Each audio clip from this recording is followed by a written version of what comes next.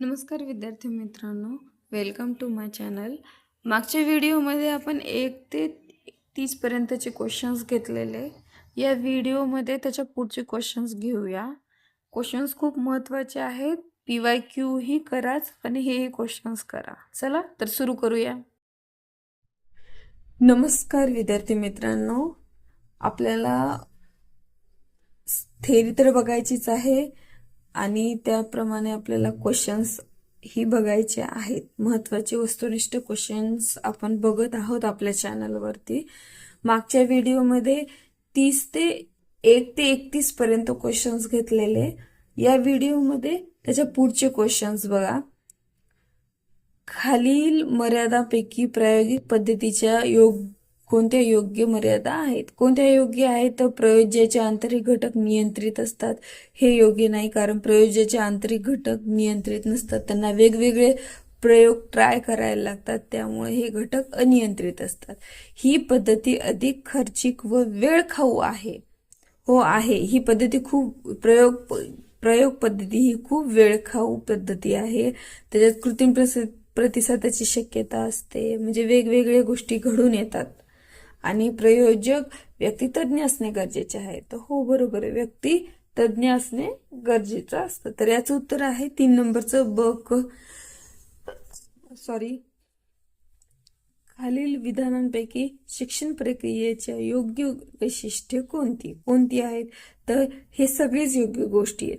बघा, शिक्षण ही त्रिकेंद्रात्मक प्रक्रिया आहे, बरोबर आहे. स्वयंस्फूर्त प्रक्रिया आहे, बरोबर आहे. नैसर्गिक व सहज प्रक्रिया आहे, हे पण बरोबर आहे. आणि अखंड, आपण कोणती गोष्ट नेहमी शिकतो.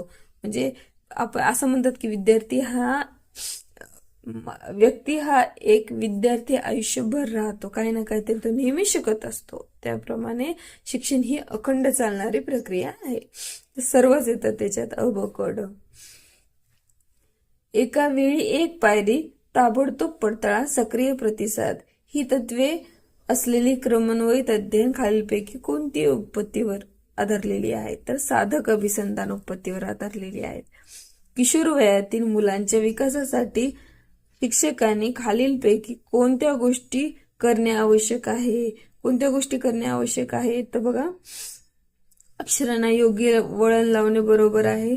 बिनचूक शुद्ध उच्चारासहित पाठांतर करून घेणे, हे पण योग्य आहे. किशोर वयात मुलांकडून खूप लक्षात राहते. किशोर वयातील मुलांना मेमरी खूप शार्प असते, त्यामुळे त्यांच्या प्रत्येक गोष्ट लक्षात राहते. त्यामुळे शुद्ध उच्चारासहित व्यवस्थित पाठांतर करून घेणं गरजेचं आहे. गट न करता वैयक्तिक कामाची जबाबदारी देणे. वैयक्तिक कामाची जबाबदारीला ते सध्या कॅपेबल नसतात किशोर वयामध्ये, त्यामुळे त्यांना वैयक्तिक कामाची जबाबदारी देणे योग्य नाही. हे बघा, मुलाच्या सर्जनशीलता वाढीसाठी उपक्रम राबवणे, हे बरोबर आहे. म्हणून याचं उत्तर आहे अ ब ड. हे क त्याचं उत्तर नाही होऊ शकत. कुशाग्र बुद्धीच्या विद्यार्थ्यांसाठी शिक्षकाने खालीलपैकी कोणत्या गोष्टी करणे उपयुक्त ठरेल? इयत्ता गाळून वरच्या कुशाग्र मुले, बघा, खूप हुशार मुले असतात. इयत्ता गाळून वरच्या वर्गात प्रवेश द्यावा, हो द्यावा, कारण त्यांच्या बुद्धिमत्तेला अजून वाव पाहिजे असतो. वर्गाध्यापनात त्यांचा सहभाग वाढवावा, स्वतंत्र अभ्यासक्रम तयार करावा. तर हे तिन्ही योग्य आहेत, उपयुक्त आहेत, त्यामुळे उत्तर येईल 4 नंबर. नेक्स्ट क्वेश्चन्स बघा. प्रयत्न पद्धतीच्या संदर्भात खालीलपैकी कोणती विधाने सत्य आहेत? कोणती विधाने सत्य आहेत? बघा, या पद्धतीमध्ये अध्ययन करताना प्रगती अगदी सावकाश होते, बरोबर आहे. अनावश्यक हालचालीमुळे अधिक श्रम होतात, हो बरोबर आहे. या पद्धतीत मिळालेल्या यश हा पुष्कळ वेळ शुद्ध योगायोग असतो. संपादित कौशल्य दुसऱ्या पद्धतीत सहज संक्रमित होतात. तर हे 4ही बरोबर आहेत, त्यामुळे अ ब क ड सर्व. बघा मित्रांनो, प्रयत्न प्रमाद पद्धती ही कुणाची पद्धती आहे? तर थॉर्नडाईक यांची पद्धती आहे. प्रयत्न प्रमाद आपण या अगोदर बघितलेलं आहे. खाली दिलेले भावनिक बुद्धिमत्तेचे पैलू व त्यांचे स्पष्टीकरण यांच्या योग्य जोड्या लावा. आत्मभान ह्या अगोदर मी हा क्वेश्चन शॉर्ट व्हिडिओमध्ये घेतलेला आहे. तुम्ही जर नसेल घेतलेला, बघितलेला नसेल तर एकदा बघून घ्या आणि चेक करा. बघा, थोडक्यात सांगते. आत्मभान म्हणजे स्वतःची बलस्थाने जाणणे. अभिप्रेरणा म्हणजे कार्य प्रवृत्त करणारी शक्ती. सहसंवेदना म्हणजे दुसऱ्या व्यक्तीच्या भूमिकेशी एकरूप होणे. आणि सामाजिक कौशल्य म्हणजे समन्वय राखणे. नेक्स्ट बघा, बुद्धिमत्तेची व्याख्या करताना विल्यम जेम्स यांनी खालील पैकी कोणत्या घटकावर भर दिला आहे? बुद्धिमत्तेच्या सगळ्या व्याख्या आपण आपल्या चॅनलवर घेतलेल्या आहेत. तर त्यांनी कोणत्या घटकावर भर दिला? तुटक भागाचे संयोजन करणे. ओके, याच्यावर भर दिलेला आहे.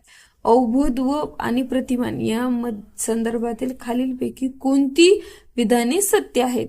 अवबोध आणि प्रतिमा याची कोणती विधाने सत्य आहेत? हे दोन्ही टॉपिक आपण आपल्या चॅनलवर घेतलेले आहेत. जे आता हे नवीन व्हिडिओ बघतायत त्यांनी जाऊन चेक करा आणि व्हिडिओ पहा डिटेलमध्ये. अवबोध व्यक्तिनिष्ठ तर प्रतिमा वस्तुनिष्ठ असते. बरोबर आहे. अवबोध हा व्यक्तिनिष्ठ असतो तर प्रतिमा कशी असते? वस्तुनिष्ठ असते. प्रतिमा ही अवबोधाची नक्कल असते. नाही, प्रतिमा अवबोधाची नक्कल नसते. अवबोध तुटक नसतात, प्रतिमेत तुटकपणा असतो. अवबोध म्हणजे पूर्ण टोटल आपल्याला कोणती गोष्ट ही व्यवस्थित कळणे, आणि प्रतिमा ही आपल्याला काळानुसार तुटकपणा आठवत नाही व्यवस्थित. प्रतिमा अवबोधापेक्षा अधिक अस्थिर असते.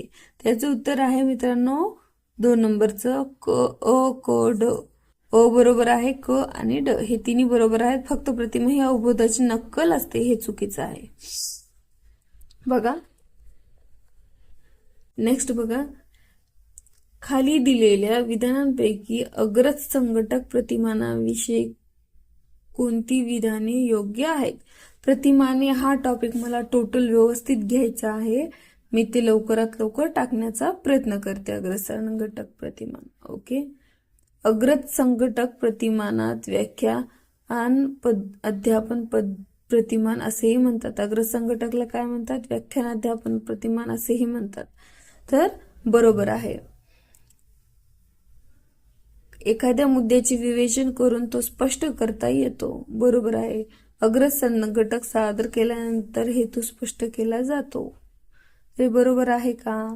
तर नाही, हेतू स्पष्ट केला जात नाही. व्याख्यान पद्धतीमध्ये हेतू अगोदरच सांगितला जातो. जुन्या माहितीचा अनावश्यक भाग वगळला जातो. नाही, पूर्ण माहिती दिल्या जाते. त्यामुळे तर ही व्याख्यान पद्धती प्रतिमान आहे. अ आणि ब हे दोनच उत्तर आहेत त्याचे, अ आणि ब. नेक्स्ट बघा, कोणत्या शास्त्रज्ञाने अध्ययन संक्रमण हे केवळ विषयाच्या सारखेपणावर अवलंबून नसून तत्वे शोधून सामान्यीकरण करणे यावर अवलंबून आहे या मुद्द्यावर भर दिला? तर याचं उत्तर आहे C.H. जड यांनी दिला.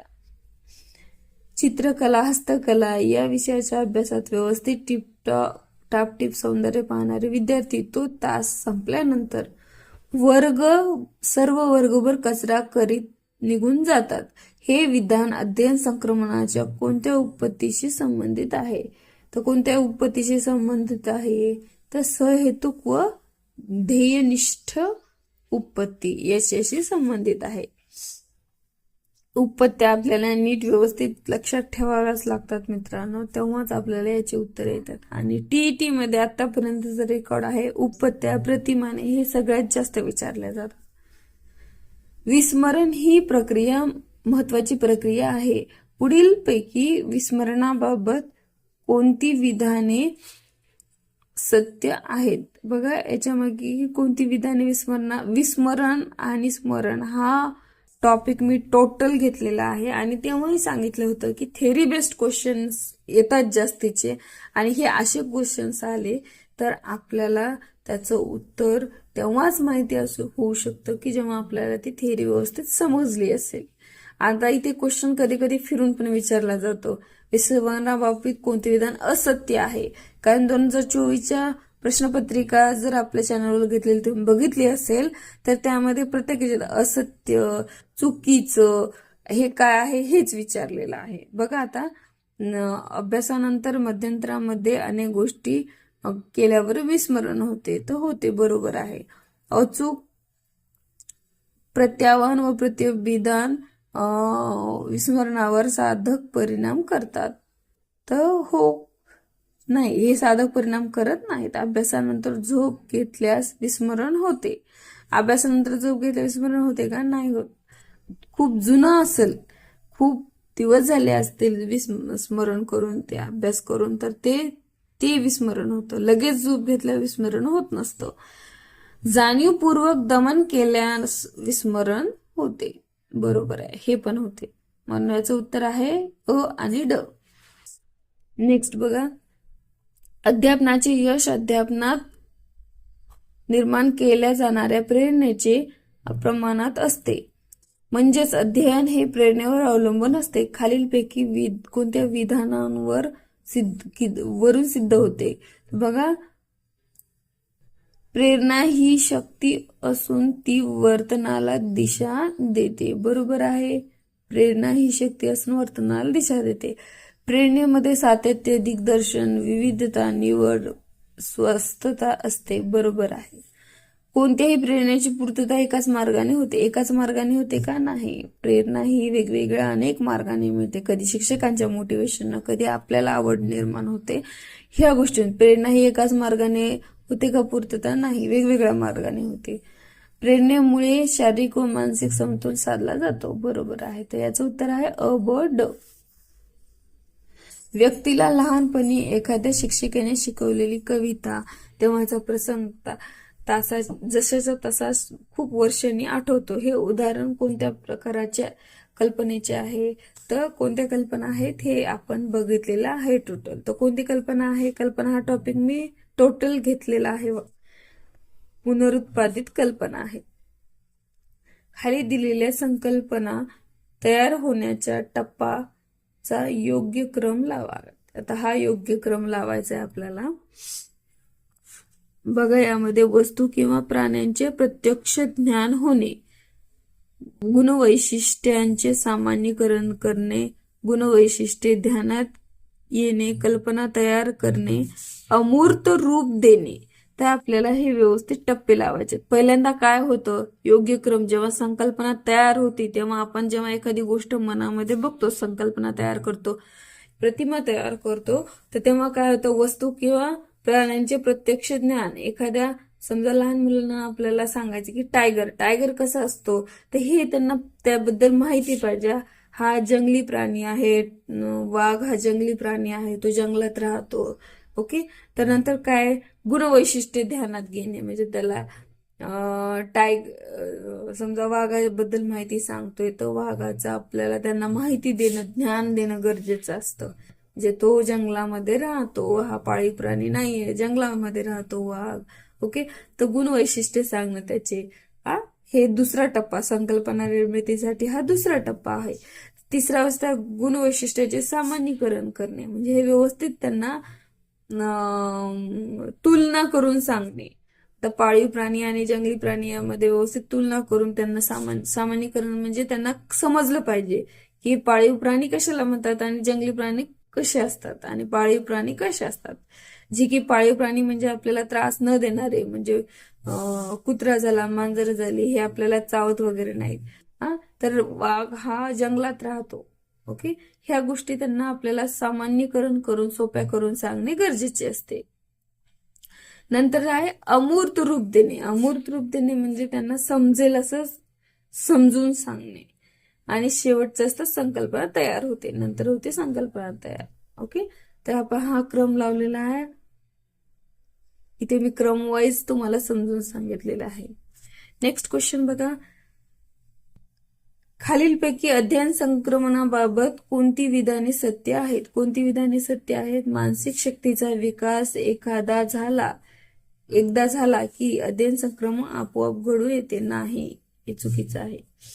एका क्रियेचा सराव केला तर दुसरी क्रिया सोपी होत नाही, बरोबर आहे.